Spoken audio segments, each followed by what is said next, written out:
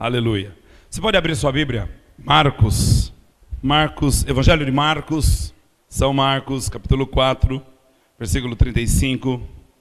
Eu vim no carro conversando com os irmãos, foram lá me buscar.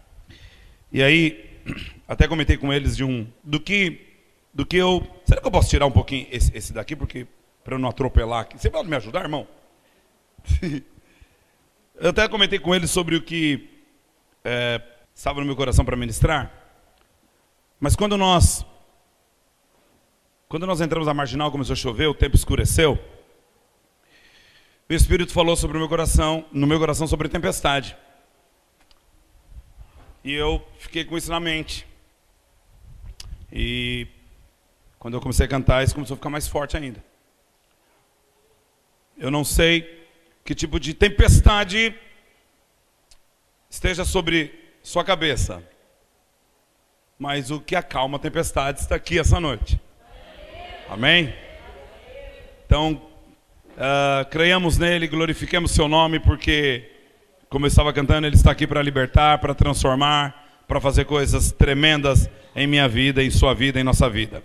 Mas São Marcos diz 4:35, Evangelho de São Marcos 4:35. Quem achou, diga amém. Amém. Assentados mesmo, por favor, apenas medite no trecho, tendo em vista as versões que nós temos aqui. Eu vou em voz alta ler a que eu tenho e você acompanhe em silêncio na tua. São Marcos 4, a partir do versículo 35, diz assim: Naquele dia, sendo já tarde, disse-lhes Jesus: passemos para a outra margem. E eles, despedindo a multidão, o levaram assim como estava no barco, e outros barcos o seguiam. Ora, levantou-se grande temporal de vento, e as ondas se arremessavam contra o barco, de modo que o mesmo já estava a encher-se de água. Jesus estava na popa, dormindo sobre o travesseiro. Eles o despertaram e lhe disseram: Mestre, não te importa que pereçamos? E ele, despertando, repreendeu o vento e disse ao mar: Acalma-te, emudece. O vento se aquietou e fez-se grande bonança. Então lhes disse: Por que sois assim tímidos? Como é que não tendes fé? E eles, possuídos de grande temor, diziam uns aos outros: Quem é este que até o vento e o mar lhe obedecem? Jesus lança uma palavra. Penso eu que estava ali subindo. Jesus está subindo as escadinhas para entrar no barco. Olha para os discípulos e olha para eles e fala assim: bom, passemos para o outro lado. O que é esse passemos para o outro lado? Irmãos, Jesus é conhecedor de tudo, sim ou não?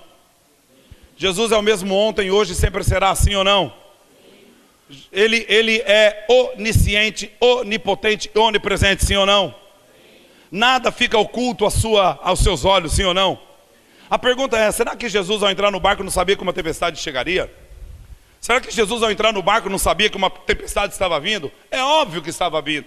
A questão é que talvez você fique perguntando: puxa, por que eu estou orando e Jesus não revela? Por que eu estou clamando e Jesus não me fala? Por que eu estou olhando, falando, gritando e Jesus não diz para mim? Você acha que se Jesus mostrasse um ano à frente para você, e neste um ano uma tempestade na sua alma, na sua saúde, na sua família viesse, e ele te falasse, como que você ficaria neste período? Como que você estaria neste período? Essa é a questão. Jesus olha para ele, irmã, para eles, e fala assim: nós passaremos do outro lado.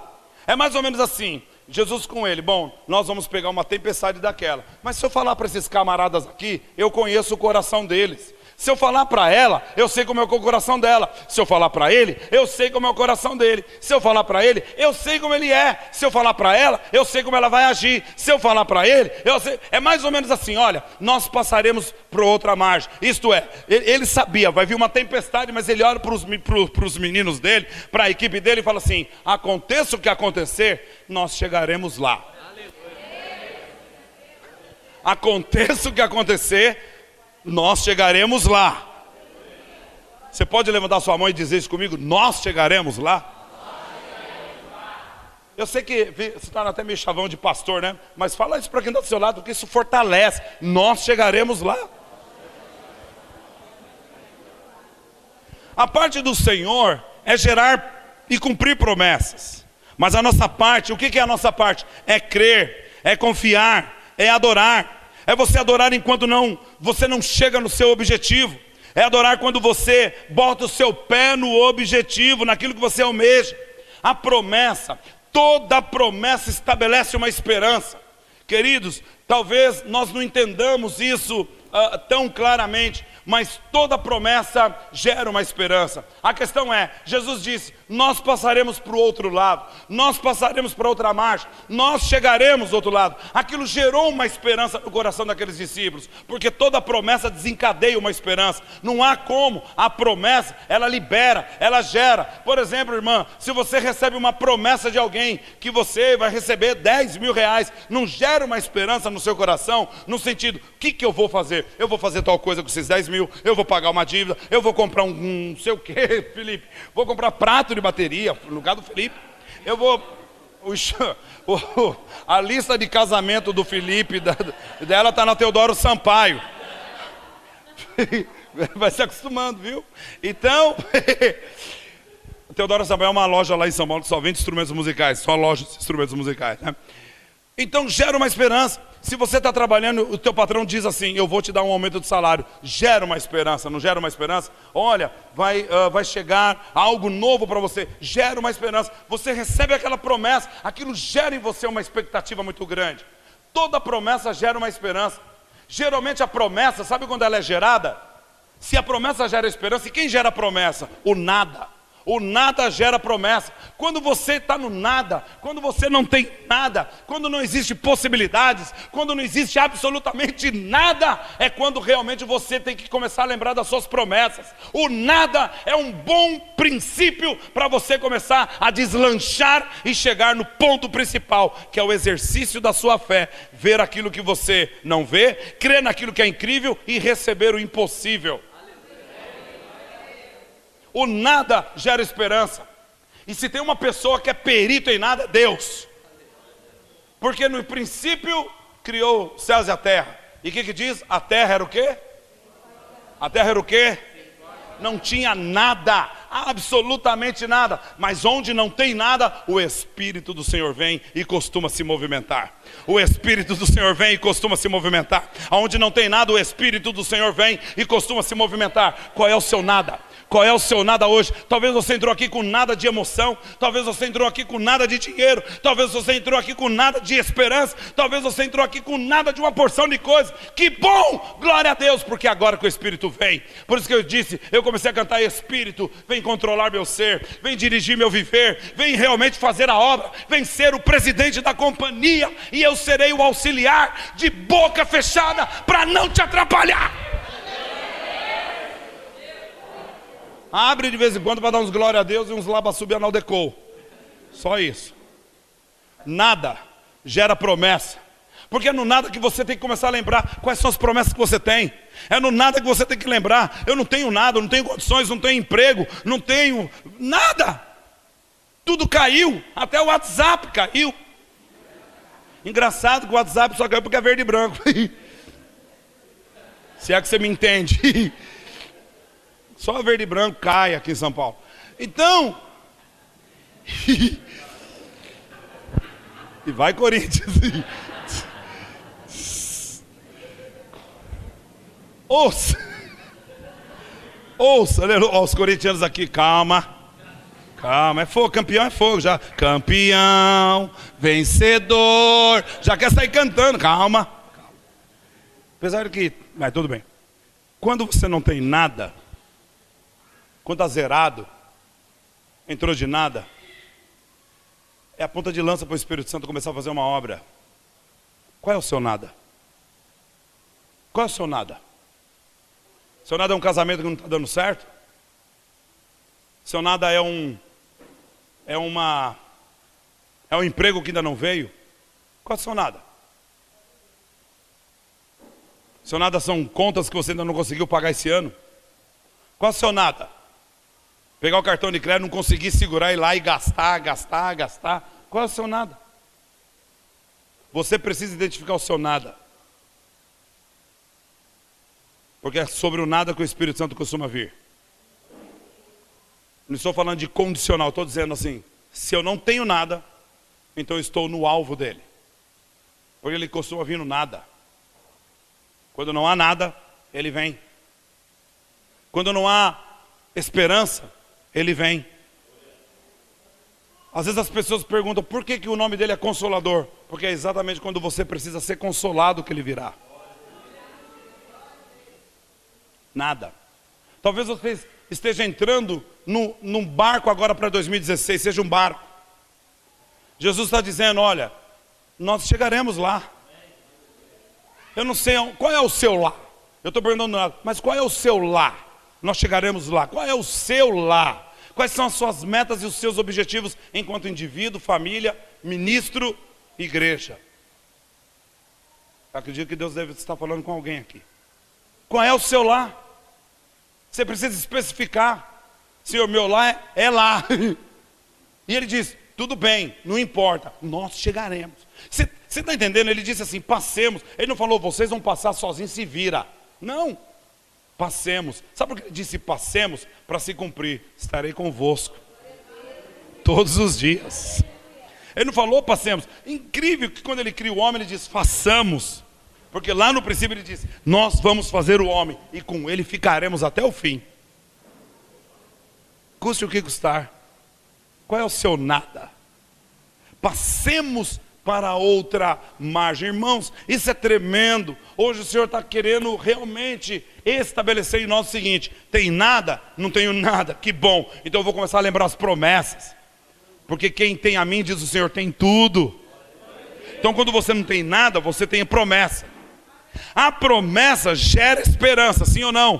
Sim. E Hebreus 10, 23 diz, guardemos firme a confissão da esperança, sem vacilar, porque quem prometeu é fiel.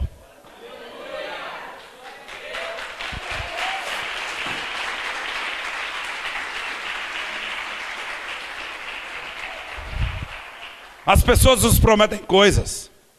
Os políticos nos prometem coisas. Líderes nos prometem coisas. Nós mesmos prometemos coisas e por aí vai. A verdade é que os homens falham, mas aí que está a questão. Deus permanece íntegro. Quando todos são infiéis, Deus permanece fiel. Porque para sempre é a misericórdia do Senhor. Nós precisamos seguir confiando, irmãos. Precisamos seguir crendo naquilo que Deus tem proposto, naquilo que Deus tem prometido. Siga confiando. Eu tenho 41 anos de idade, não parece porque ainda me sinto com um corpo de 40. Até virar o ano, né? Você já entra na casa dos 42.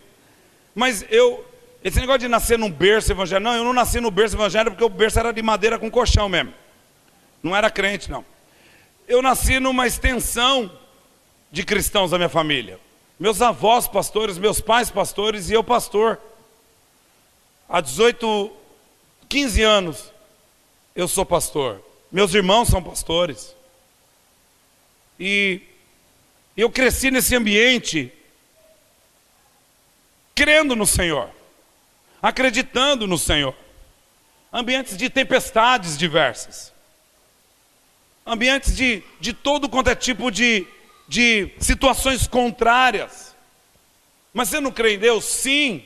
Mas quando Deus tem um propósito com uma pessoa, Deus não trata ninguém no micro-ondas. Ele costuma tratar em fornalha 7 vezes aquecida. Porque o tamanho daquilo que você quer será o tamanho do seu treinamento. Você que não se ligou. Se você quer coisas grandes de Deus, então espere que Deus também te peça coisas grandes. Porque a partir do momento que você pede coisas grandes para Deus, no mínimo você está abrindo uma prerrogativa, qual? Dele também pedir coisas grandes para você. Então não reclame. Tem que ir para o dia 24 para o orfanato. Mas vocês não querem o bairro de Haroldo Veloso inteiro? Ou vocês acham que vai vir de graça voando e puf, cai aqui dentro? Não. Vai ter que resgatar, e está na mão de leões e lobos e ursos ferozes. Só que tem um decreto sobre você. Nós chegaremos lá. Nós chegaremos lá. Você não entendeu ainda. No barco que você está entrando, talvez não tenha nada, mas você já tem a promessa. Nós chegaremos lá. Então eu estou ativando em você a esperança. Eu estou ativando para essa igreja, Avivamento Bíblico, a esperança. Nós chegaremos lá. Nós chegaremos. Glorifica o Senhor. Nós chegaremos. P4, glorifica o Senhor. Nós chegaremos lá. Não há o que temer, havendo Deus prometido, cumprirá, irmão. Oh, meu Deus. Esse é o primeiro P, promessa. Promessa. Diga comigo de novo, promessa. Qual é o segundo P? Presença. Versículo 38 diz assim: e Jesus estava no barco. Quem dá promessa costuma ir junto. Quem pode dizer amém? Quem dá promessa costuma dar os subsídios. Não havia dúvida então, irmãos, Jesus estava ali. Em tempos de tormentas, de dificuldades, nós precisamos sempre lembrar que a presença do Senhor está conosco. Falei de uma tempestade que eu peguei há 2 meses atrás. Eu entrei no avião aqui em Guarulhos. A empresa é Passaredo. Depois que eu desci dela, eu comecei a chamar ela de Passamedo. Porque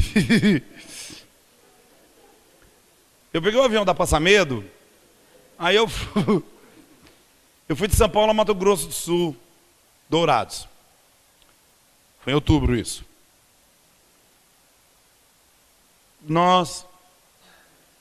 É um avião desses de hélice, a TR-600, de 60 lugares. E aí, nós fomos.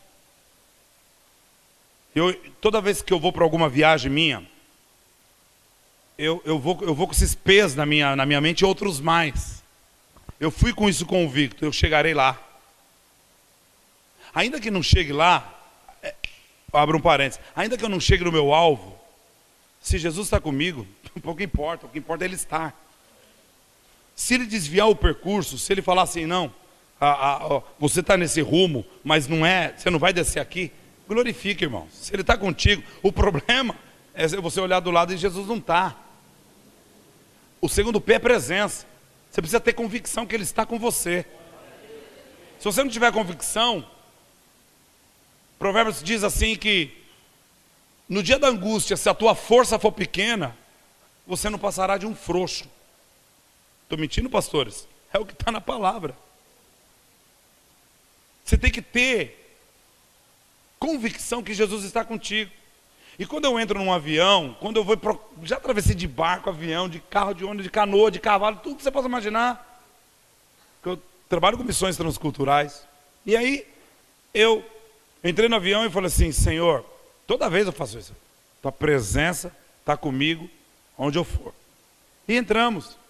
Quando nós chegamos, num determinado ponto, já tínhamos chegado, já estávamos nos céus do Paraná, para ir para o Mato Grosso. Aliás, estávamos já passando uma parte do Paraná, já chegando em Mato Grosso. Pegamos uma grande turbulência, mas até então normal. Quem voa sabe que isso é muito normal. Chacoalha, vai dar uns negócios lá, né? Mas é normal.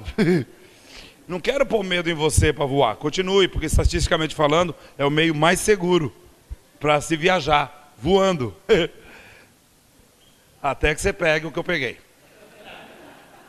Aí, então, quando estávamos chegando, beleza, pegamos lá uns 15 minutos de turbulência, descemos. De Dourados a Cascavel, onde eu ia, porque eu ia dar aula sobre adoração num centro de treinamento e batalha espiritual. Quando nós estávamos, o avião saiu de Dourados, quando ele pegou 10 minutos voando, que eles já estavam querendo servir aquela bolachinha miserável, que não dá para nada. Dá um tamanho, irmão, dá uma olhada. Aquela Coca-Cola, sabe? Amém, né? Glória a Deus. Aí, começou. Nós pegamos uma grande tempestade. Eu tenho as fotos disso de quem está lá embaixo. Nós pegamos um tornado. Depois deu um outro tornado na região de Cafeilândia, Não sei quem viu isso na TV ou quem viu. Eu tenho as fotos, eu tenho os vídeos, meus amigos da região me mandaram. Falou, ó, pastor, o senhor estava aí dentro, dá uma olhada. E 150 km por hora atingiu. Eu estava num aviãozinho desses de 60 lugares, pequeno de hélice. E eu pensei comigo, puxa vida, eu sou pastor, por que eu não aprendi da extrema-unção? E ficamos meia hora dentro da primeira tempestade e 45 minutos dentro de outra. Irmãos, foi tão terrível que o avião estava indo, que veio e os raios, e tudo negro, escuro, você viu os raios passando. Irmãos, eu nunca vi aquilo. O avião estava fazendo assim, ele fez isso aqui, ó. A nossa parte tombou e voltou. Eu pensei, por que eles não me falaram que a passagem que eu comprei era com emoção? Porque tem com emoção e sem emoção, né? Fez aqui, e nós deitamos assim, e eu pensei comigo, já estou inclinando para a glória, porque não é possível. E ele voltou, e o ruim era o piloto. Estamos numa moderada turbulência. Eu falei, e a pior, como que é? Porque se a moderada é assim, a pior é terrível. E aí fomos, irmãos, ouça.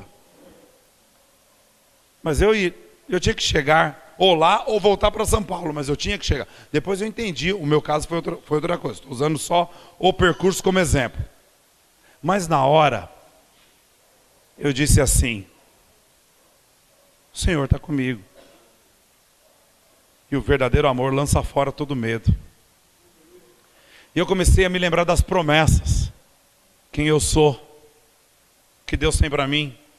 O que Ele prometeu para mim no ventre da minha mãe. Eu não tinha nada, eu não tinha situação de segurança nenhuma. Porque quando você está lá em cima, querido, você depende do Criador. Eu não tinha segurança. O meu nada começou a me fazer lembrar das promessas. Quem eu sou na mão do rei? Qual é o meu lugar no reino? E aí eu peguei o meu celular. Eu tenho algumas canções que eu escuto, eu chamo de canções ungidas. Peguei meu fone, pum, e fiquei ouvindo canções. E a presença do Senhor veio. Veio, que me trouxe uma tranquilidade.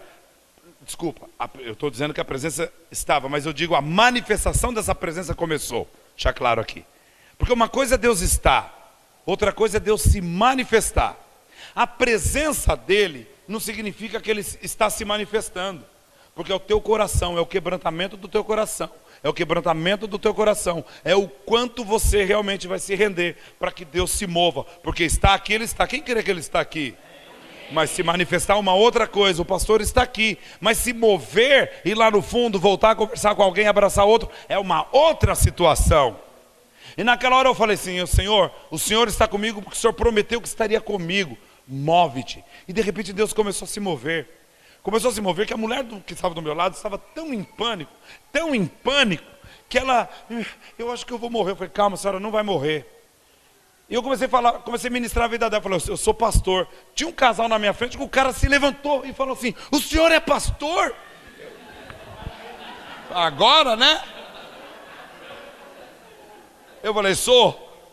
Eu falei, não vou clamar a Nossa Senhora dos voos turbulentos.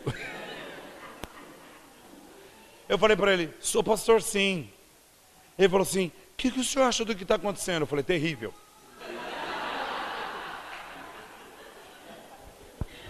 Eu falei, o senhor não é pastor? Eu falei, mas eu tenho medo também. Não tem um S de Superman aqui, né?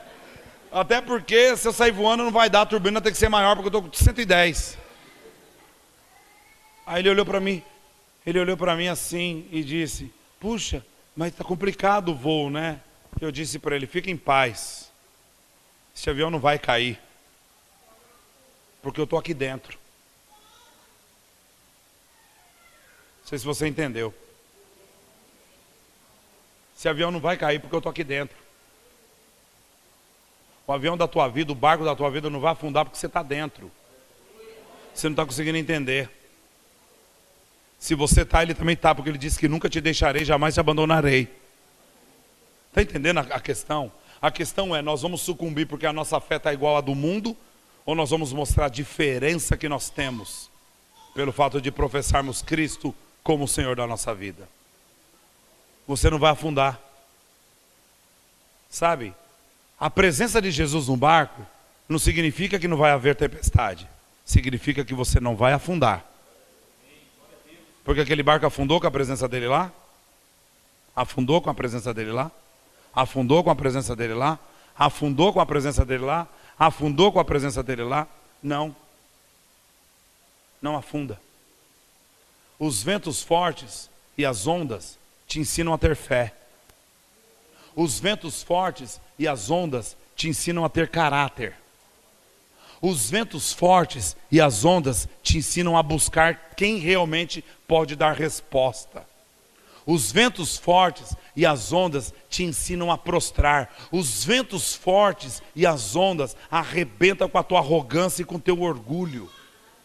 Os ventos fortes é para derrubar alicerces da metideza, de achar que eu sou o cara, que eu posso. Você não pode nada. Quando um vento forte vem, quando começa a soprar tudo, começa a balançar tudo, o seu dinheiro não serve para nada, a sua inteligência não serve para nada. A única coisa que você precisa é dizer: filho de Davi, tem misericórdia de mim. A presença. Eu me lembrei daquela canção da Lagoinha: onde quer que eu esteja, Senhor, ou num vale, ou altas montanhas, Tua presença faz toda a diferença. Vamos dizer essa frase? Tua presença faz toda a diferença. A presença dele faz a diferença. Você tem a promessa, só que você também tem a presença. Você está entrando num barco agora chamado 2016. E eu vim relembrar você, pastor, que você chegará lá com sua igreja, que a presença estará. Porque ele prometeu, viu, pastor Valtair? Ele prometeu. É engraçado. A gente precisa crer nessas coisas. Eu vim aqui trazer uma mensagem extremamente simples para você, para que você aprenda o que é isso. Porque nós não precisamos de novas revelações. Nós precisamos pôr em prática aquilo que a gente já ouviu. Eu estava falando para os irmãos no carro, que eu estava em Foz do Iguaçu, dando seminário, e um rapaz chegou em mim e falou: poxa, pastor, o senhor está falando umas coisas, mas eu não entendo isso. Eu não entendo isso que está na Bíblia, eu não entendo isso que está na Bíblia, eu não entendo. Eu falei: querido, para. Não se trata do que você não entende. O que você não entende, um dia você vai sentar numa sala de aula e vai aprender. O que você não entende, um dia alguém vai pregar no púlpito e vai passar por esse trecho que você não entende. Um dia que você não entende, aquilo que você não entende, alguém dando um testemunho vai falar e você vai entender.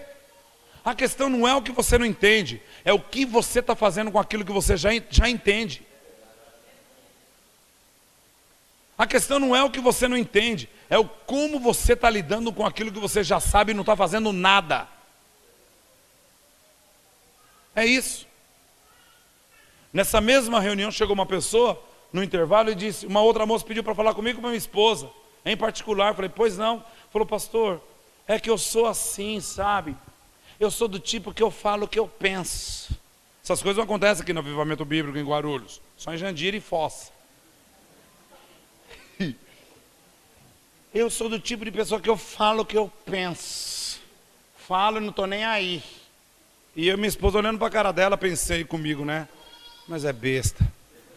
Desculpa, vai ficar... Tem alguém já ofendido comigo? Estou nem aí. Aí, eu fiquei olhando para ela e falei assim, eu falei: tá, e aí, irmão? É isso que você quer falar para mim? Que você fala o que você pensa? Não, sabe o que está acontecendo comigo? É que eu estou percebendo que as pessoas estão me evitando. Eu falei: não diga. O pior, eu chego na minha casa, minha família está me evitando. Eu falei: não. Minha esposa, ela fica, a Edna, ela fica assim, parada do lado. Ela fica olhando assim, fala: meu Deus, não acredito que meu marido está fazendo. Ela falou assim: agora Até meu marido, pastor, evita até conversar comigo. Eu falei, não brinca. Eu falei, o que você disse para mim mesmo na hora que você chegou? Que você fala o que você... eu falo o que eu penso. Eu falei, você quer que eu ainda destrinche essa equação para você? Aí falou, pois é, né? Será que é por isso, pastor? Eu falei, imagina. Eu falei, o que eu tenho que fazer, pastor? Fazer campanha no monte? Eu falei, não, vai para o monte, mas não precisa fazer campanha para isso. Eu falei, porque a coisa mais fácil de resolver isso, você fala o que pensa, não é? É simples. Como que eu resolvo? Pensa para falar. Que às vezes a presença de Deus está com você e está te dando as dicas. Mas é que você é tão dono de si, que Ele começa a mandar umas chuvinhas para começar a dar uma balada na sua estrutura. Você não está entendendo? Quando tempestades acontecem na sua vida, é porque está na hora de você chamar o capitão da nau. Fazer igual os discípulos fizeram. Não está entendendo porque a chuva está caindo forte na sua cabeça? Não está entendendo porque está chacoalhando tudo? Não está entendendo porque está na hora de você parar de escrever no Facebook o que você pensa. Que a Bíblia fala que a boca fala o que o coração está. Hoje em dia os dedos teclam daquilo que tem no coração. Então, em vez de abrir o Facebook, abra o Life the Book, o livro da vida. E você vai ver Deus falar com você. Agora veja, é interessante que os discípulos lembraram da presença. Tudo chacoalhando, e com isso eu termino. Tudo chacoalhando, tudo balançando, vento forte. E lá vai os discípulos, com aquela cara de São Paulino sem Rogério Ceni. Tudo lá, né? E agora, quem poderá me defender? Né?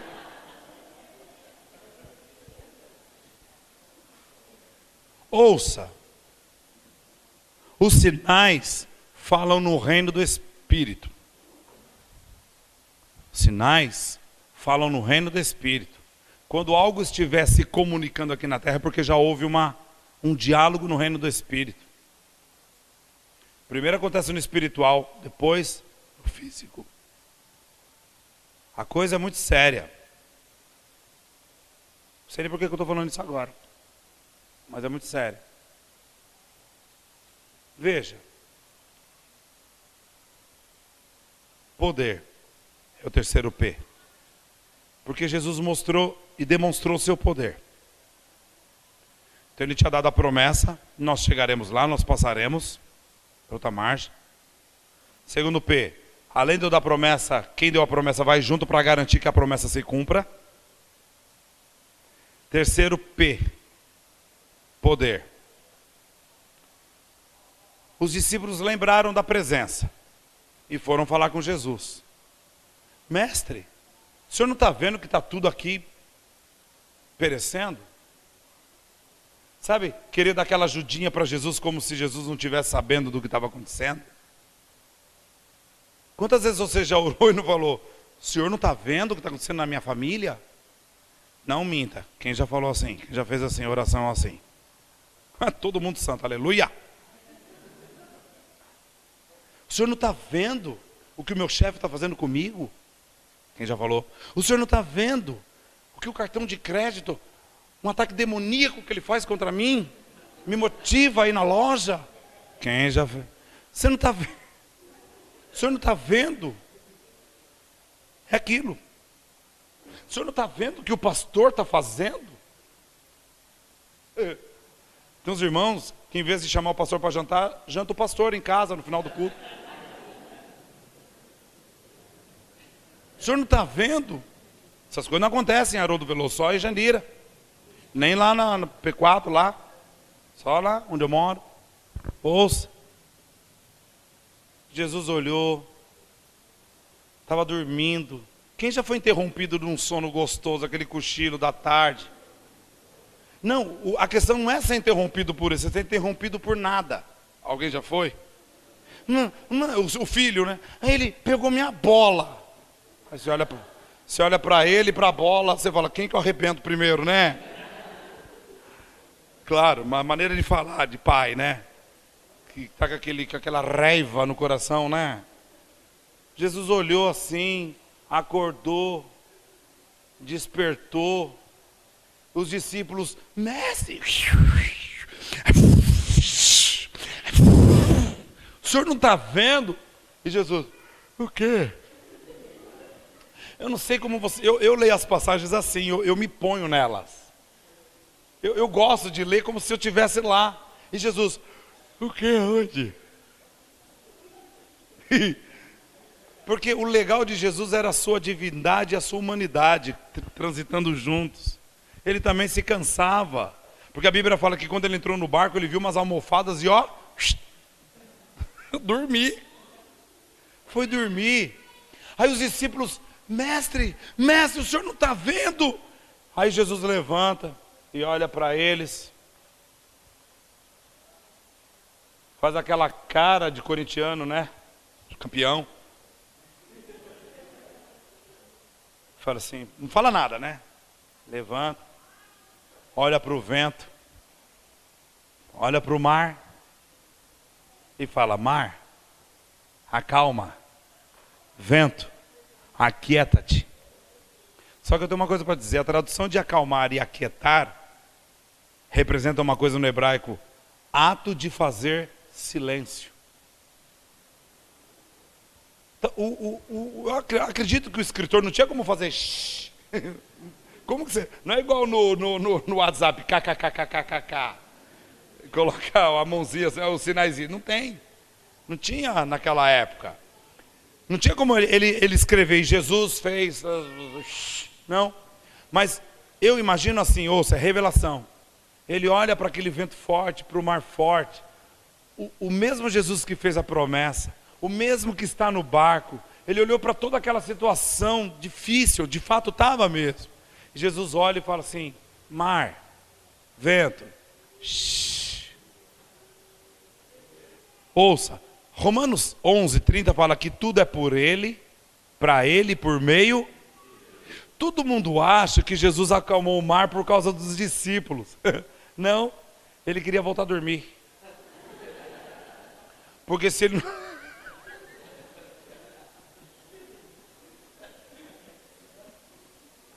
Porque se ele não acalmasse o mar, os discípulos iam dar sossego. Eu me explico, tem base teológica para isso. Calma, você acha que eu, na frente dos pastores, vou lançar um negócio desse? Porque Jesus olha para os discípulos e fala assim, vocês não têm fé? Por quê? Eu vim aqui ceder um reino. Porque tempos depois ele ia descer em Gadara e encontrar com um camarada lá perturbado, morava num túmulo, arrebentava todo mundo, passava na rua, andava nu pela rua. Falei, eu tenho que estender um reino. Eu preciso expulsar principados e potestades dos ares, porque tem uma promessa que o Espírito Santo descerá sobre toda a carne. Você não está entendendo? Acalmar mar, milagres, orar por enfermos, fazer um montão de coisa, é com vocês não têm fé. Até quando vocês vão ser tímidos e não vão entender que isso é para vocês? Estender o reino é comigo, por meio de vocês. Vocês não estão entendendo que no meu nome vocês podem, e vocês não estão entendendo que vocês não só farão obras que eu faço, mas farão maiores ainda.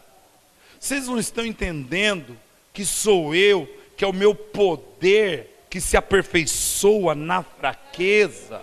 Você não está entendendo que digo fraco, sou forte. Você não está entendendo que não se trata de você, se trata do meu poder em você e por meio de você. Você não está entendendo isso? Vocês não estão entendendo isso? Que nós vamos chegar do outro lado, que a minha presença está com vocês, que o meu poder está com vocês.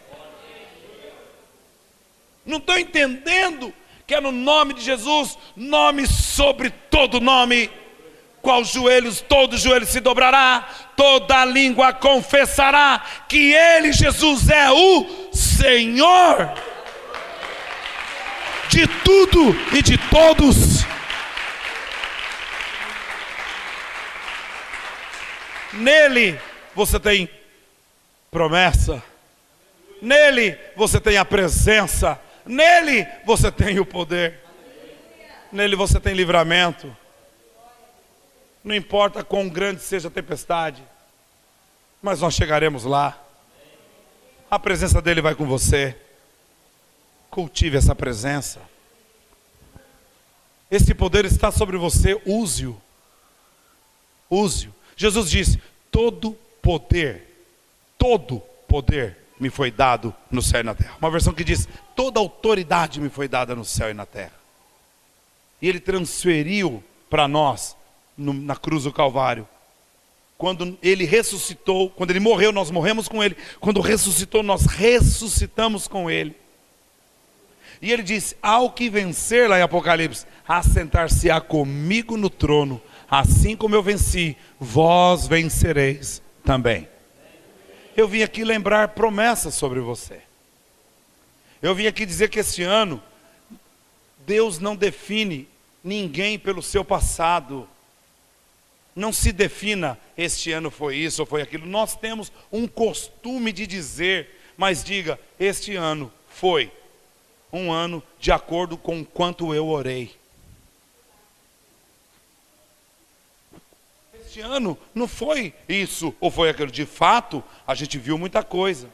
Mas do ponto de vista individual, este ano é de 2015, irmão, irmã, irmão, irmã, irmão, irmã, pastor, irmãos, ele foi resultado do quanto nós oramos, do ponto de vista individual. Quanto você tem gasto de oração? Quanto você tem crido nas promessas? Quanto você tem gasto realmente tempo com as coisas de Deus? Isso tudo vai gerar uma coisa chamada poder, autoridade. Porque quanto mais tempo você passar com Deus, mais parecido com Ele você fica. E já não se trata mais se sou eu nele, ele em mim. Porque começa a ter uma dimensão, uma atmosfera começa a inundar. Ouça o que eu estou dizendo essa noite, por meio dessa palavra, porque o Espírito Santo está me levando a dizer isso para você. Tem coisas que seus olhos não viram ainda. Tem coisas que seus ouvidos não ouviram ainda. Tem coisas que ao seu coração ainda não subiu, irmã. Quando a Bíblia diz que olhos não viram, ouvidos não ouviram, o coração não sentiu, é exatamente aquilo que Ele tem preparado para aqueles que o amam. Ame a presença do Senhor. Ame estar com o Senhor. Que você vai ver coisas que você ainda não viu, que você vai ouvir voz da presença do Senhor que você ainda não ouviu, que você vai ter no seu coração aquilo que você ainda não teve. Ame estar com o Senhor, ame viver com o Senhor. Pode ser que você esteja com medo das tempestades que estão aparecendo, pode ser que você esteja com medo dos ventos fortes que estejam assolando a sua embarcação, mas essa noite o Espírito do Senhor está dizendo: olha, você tem uma promessa. Qual é a tua promessa? Você tem a minha presença. Apegue-se a essa presença. Você tem o meu poder. Use-o. No nome de Jesus Cristo. Esse ano, eu contei uma tempestade climática que eu passei no avião. Depois o avião voltou, não pousou. Quando nós descemos, o copiloto disse que se nós tivéssemos tentado descer, nós iríamos cair. E a aeromoça disse assim para mim: por 2 vezes, nós da tripulação pensamos que íamos cair. E eu olhei para ela e falei assim: sabe por que não caiu? E dando boa noite: porque eu estava dentro. Porque eu tenho a promessa, a presença e o poder comigo. E na alma, eu termino com isso. Eu passei esse ano vários exames e com 2 pré-diagnósticos de câncer em 2 áreas do meu corpo. Quem já passou, ou tem parentes, ou sabe o que é passar por isso, entende o que eu estou dizendo. Não existe super pastor na frente de um médico quando ele olha para você e diz: o Senhor está com tal coisa. E quando eles me mandavam fazer exames, cada vez que eu voltava para mostrar o exame para ele, eles mandavam fazer um pior, no sentido de qualidade, de busca, de investigação. Em 2003 eu tinha passado por uma situação como essa. Eu tenho por escrito. poderia ter um câncer nas regiões inguinais. Por isso que tem aquela famosa hérnia inguinal, são as vias, são dois túneis que o homem tem. A mulher também tem. Esses dois túneis do homem, no caso, levam à região testicular. Da mulher começa onde estão os ovários. E aí, câncer nessa região. Mas fiz todos os exames na época, enfim, oramos, gravei um CD com canções com base nesse período que eu vivi. Cheguei na frente do médico, 4 meses depois de ter feito todos os exames, ele olhou tudo e falou, você não tem nenhuma espinha inflamada. Aleluia! Mas esse ano esse fantasma voltou. Essa tempestade voltou. E voltou mais forte ainda. Porque voltou em 2 regiões do meu corpo. E aí, tudo que nos resta, quando estamos diante de uma situação dessa, é lembrar quais promessas eu tenho, quem está comigo e qual o poder que foi delegado para mim. Não te resta outra coisa. Então eu comecei a fazer os exames. Você fez a colonoscopia, agora vai ter que fazer com biópsia. Você fez tal coisa, agora vai ter que fazer com isso. Você fez... Falou, olha, corre para o médico especialista tal. Você no meu lugar, o que faria? Primeiro, o que eu fiz? Mantive o bom humor. Das vezes que eu estive lá pregando na P4, ninguém me viu com a cara de palmeirense de segunda divisão. Ninguém me viu assim. Eu lá. Por quê? Porque eu creio em quem me sustenta. E aí fiz todos os exames. Todos. Aí ouça, eu tive que tomar medidas de paz. Com isso eu vou terminar. Tive que tomar medidas de paz. Em meio à tempestade você precisa tomar medidas de paz.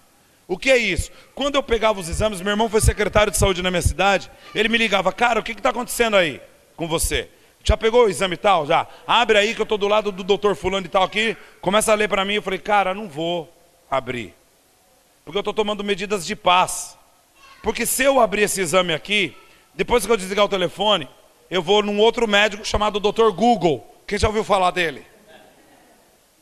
Eu vou lá dizer, tal coisa. Vai estar lá, desde uma dorzinha na ponta da orelha até um câncer. Mas como eu conheço a mim e sei como é você, você vai querer ficar com câncer. Estou com os dias contados. Ai, Senhor. E eu comecei então, falei, eu vou abrir quando eu estiver no médico. Meu irmão falou, por quê? Porque eu estou tomando medidas de paz. Como um governo toma medidas de austeridade, medidas econômicas, eu estou tomando medidas de paz. Jesus diz assim, que eu dou a paz, a minha paz vos dou. Não vos turbe, nem vos atemorize. Ouça, a paz é Ele que dá. Não se atemorizar é com você. Você precisa buscar medidas de adoração, de entrega, de oração, para que quando a tempestade venha, você não saia desesperado gritando, mestre, vamos morrer. Medidas de paz. Eu comecei a tomar medidas de paz. Em meio a tudo aquilo, minha esposa olhava para mim, imagina, minha esposa e eu olhava para ela, eu falava, puxa, se eu estou assim, quanto tempo então, eu pensava, quanto tempo ainda me resta? Porque a questão, queridos, o que eu aprendi nesse período foi, não é o medo da morte, porque eu estou embasado no que diz Filipenses 1, 20 e 21, segundo a minha intensa expectativa de vida, de que em nada eu serei confundido. Antes, com toda a confiança, Cristo será engrandecido na minha vida, seja pela vida, seja pela morte, porque para mim o viver é Cristo e o morrer é lucro. Ouça, morrer para nós que somos cristãos, nada mais é do que lucro. Mas a minha humanidade me vendia uma coisa, a questão não é morrer, é o processo. O processo que nos assusta, o processo de entrar na embarcação e pegar a tempestade, o processo dos ventos, o processo dos raios, o processo das pedras que vêm, o processo de você achar que o teto não vai suportar. E aí eu comecei a tomar medidas de paz e comecei a intensificar a minha adoração, intensificar o meu louvor, porque a linguagem da fé, o idioma da fé se chama louvor.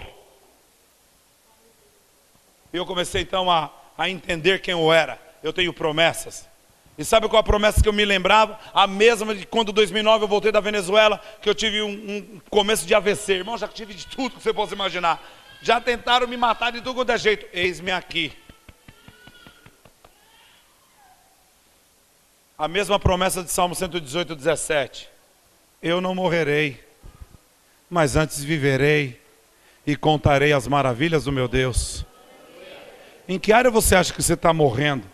Levante a tua voz e comece a dizer, eu não morrerei, mas antes viverei e contarei as maravilhas do meu Deus.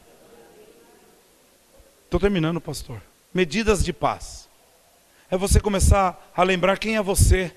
Quais promessas você tem? Salmo 118, 17. Eu não morrerei, mas antes viverei. Você falou do coração. Coloca a mão no teu coração. Pode colocar a mão no teu coração aqui. Volte ao normal, ao tamanho normal, em nome de Jesus. Volte ao seu estado original. Volte à forma que o Senhor te criou agora.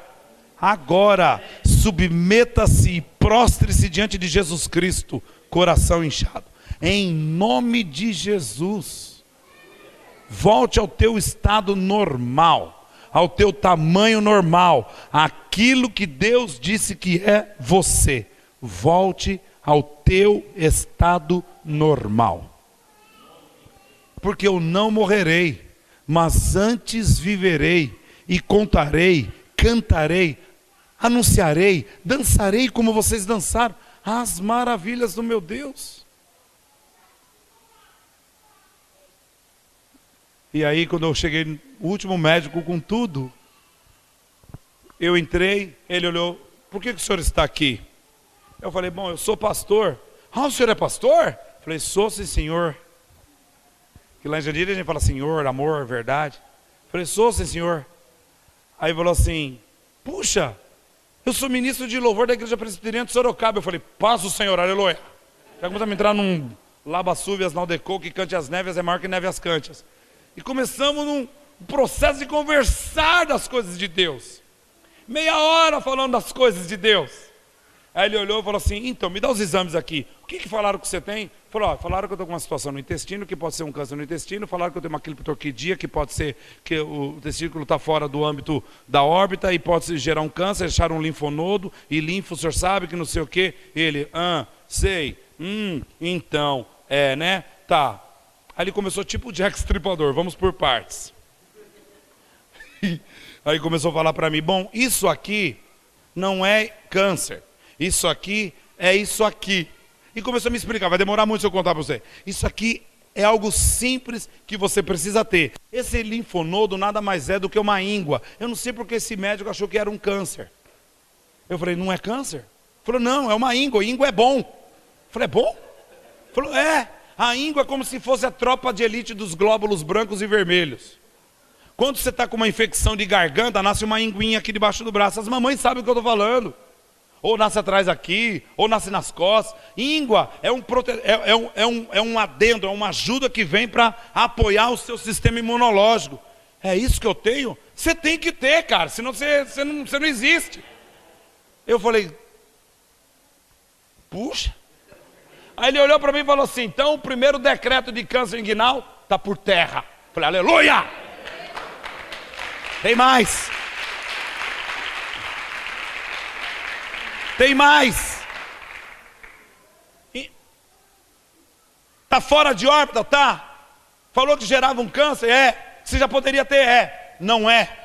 Porque isso só pode acontecer entre garotos de 14 a 19 anos e numa incidência muito ampla em cada 5 mil de 19 a 39 anos, a 29 anos, dos 29 aos 39, a cada caso em cada 10 mil. No seu caso, é um em cada 1 milhão a cada 10 anos.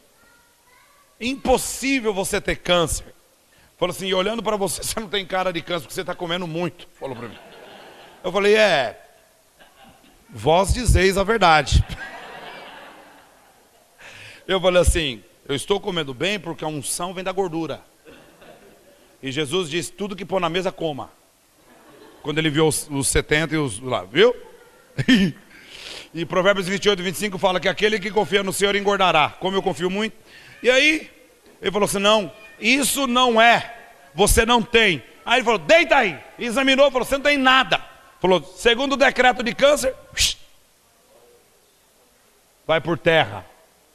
Falou, terceiro, falaram o que você tem no intestino? Falou, mandaram fazer biópsia, não sei com o que. Falou, mandaram? Falei, Falou, não, o seu intestino tem 3 metros. Falei, tudo isso?